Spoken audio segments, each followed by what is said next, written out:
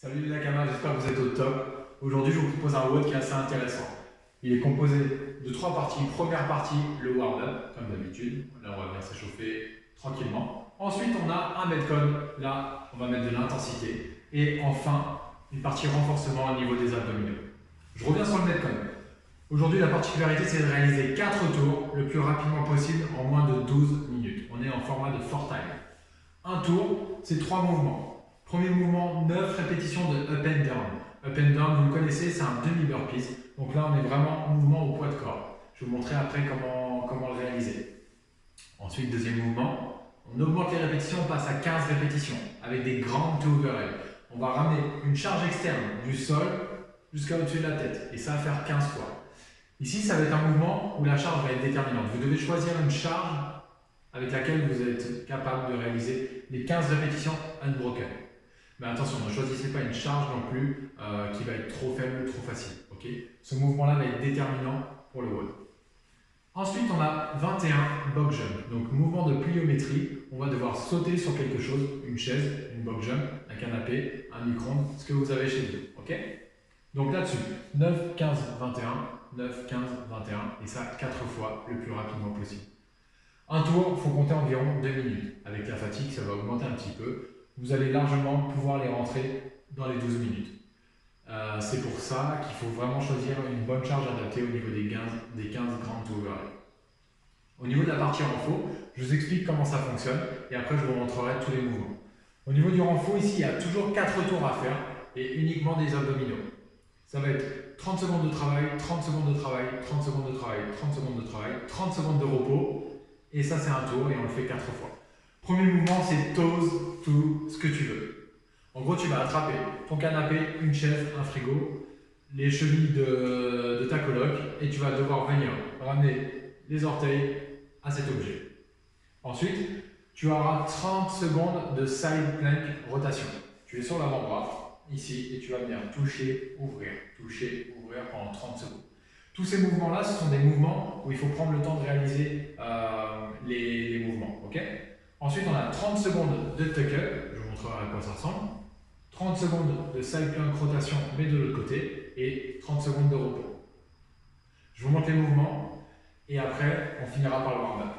Ok, du coup, pour les mouvements, le premier, le up and down, donc demi-burpee. Ce qu'il va falloir faire, c'est déposer ses mains au sol, reculer les jambes vers l'arrière, et revenir. Je vous montre, je pose les deux mains, je pousse les jambes vers l'arrière, je ramène les talons à plat, je finis l'extension de hanche, et je retourne, aller-retour.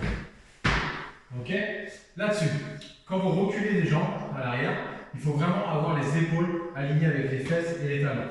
Ce que je veux dire par là, c'est qu'il ne faut pas déposer les mains et juste faire. Ok, ça c'est une règle. Ce qu'on veut voir, nous, c'est ici, je pousse les jambes le plus loin possible, je reviens les pieds à plat et je finis l'extension de hanche. Ça c'est le premier mouvement. Le deuxième, le grand overhead. Donc je prends un sac avec une charge. Peu importe ce que je mets dedans, les poids, les bouteilles d'eau, ça vous connaissez, des débutants. Ce qui va se passer ici, deux façons de le faire. Soit un premier mouvement où on vient épauler la charge, puis la jeter vers le ciel, ou alors on va venir directement l'arracher du sol pour l'emmener vers le ciel. Je vais vous montrer les deux. De toute façon, quoi qu'il arrive, ici on sort la poitrine, on garde le dos le plus neutre possible et verrouillé, on serre les abdominaux, on garde les pieds bien à plat et on va finir l'extension de hanche. Gardez toujours la charge le plus proche du corps possible. Regardez, je suis ici, dos bien droit. Premier mouvement, je viens épauler ma charge, je finis l'extension de hanche. Là, je peux prendre une impulsion avec mes jambes et je pousse la charge vers le ciel. J'ai les coudes tendus, les hanches tendues. Et là, j'ai fait une répétition. Ok, je remonte, je garde toujours la charge le plus proche possible, je touche le sol et hop, clean and jerk. Ça, c'est la première solution. Deuxième solution, on a directement en arraché, en snatch. Je suis ici, je vais venir tirer le plus fort possible, monter les coudes le plus haut et envoyer la charge au-dessus, finir l'extension de hanche. Je vous montre deux répétitions, ici et ici. Voilà, donc vous avez deux possibilités, faites celle qui vous convient le mieux. Le but c'est d'aller le plus vite possible, mais il doit rester propre au niveau des mouvements. Alors, pour le troisième mouvement, on a des box jump. Vous pouvez utiliser une chaise, comme ce que vous avez chez vous. Donc le but ici, c'est d'adapter la hauteur en fonction de vos capacités et encore une fois du matériel que vous avez à domicile. pieds bien à plat sur la chaise, finir l'extension des hanches. Ok, je suis ici, je monte, je fais une extension des hanches, je redescends soit en step up une jambe après l'autre, ok, je recommence, ou soit je descends les deux jambes. Quoi qu'il arrive, je prends mon temps pour le réaliser, je fais attention à ce que ça ne glisse pas, je ne crée pas d'accident là-dessus. Si j'y arrive pas, si c'est trop haut, si j'ai pas le matériel qu'il faut, vous pouvez faire du step up. Je monte avec la jambe droite, je monte la jambe gauche, je finis l'extension de hanche, j'inverse. Et je change de jambe pour remonter. Ok? Donc voilà. 9 up and down, 15 grand overhead avec le sac et 21 box jump. Je vous montre maintenant la partie renforcement au niveau, je vais garder la chaise ici, la partie renforcement au niveau des abdominaux. Donc on a 30 secondes de toes, tout ce que tu veux. Comment ça fonctionne? Je vais venir m'allonger sur le sol, m'attraper, donc ici en l'occurrence ma chaise, donc je peux tendre les bras ou les avoir pliés, le mieux c'est de les avoir tendus en fonction de la place que vous avez chez vous, et je vais venir avec mes orteils toucher l'objet ici ou le plus bas possible, et c'est dans la phase excentrique où je vais contrôler le mouvement, je vais serrer les abdominaux et je repars. Ok. Et ça pendant 30 secondes. Deuxième mouvement, on sera en le coude en dessous de l'épaule, side plank, celui-ci vous le connaissez, on a les hanches le plus haut possible. Je vais décoller la main vers le ciel, je vais rentrer la main à l'intérieur, toucher derrière et revenir tranquillement. Et ça pendant 30 secondes. Super.